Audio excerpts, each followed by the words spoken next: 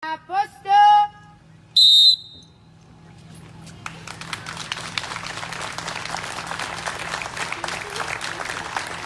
Un lungo applauso e tanti palloncini colorati lasciati salire in cielo in contemporanea dai giovani nuotatori della Piave Nuoto per salutare Manuel Paulon, il giovane scomparso a 16 anni, vittima di un incidente col motorino mentre tornava a casa proprio da quella piscina.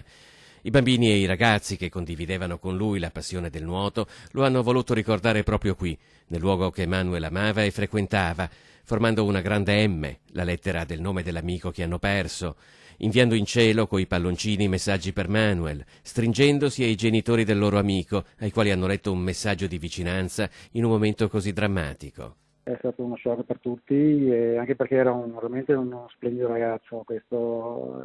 Lui tra l'altro era veramente innamorato del nuoto e della sua squadra, dei suoi compagni di squadra. Proprio aveva una passione notevole.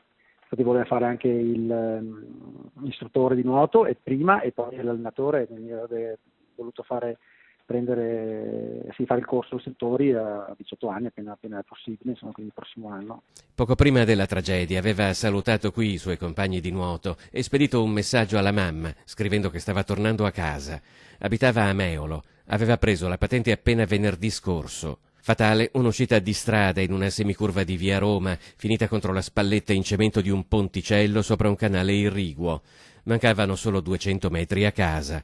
Una giovane vita spezzata troppo presto, un ragazzo d'oro che in tanti ricordano con affetto e stima.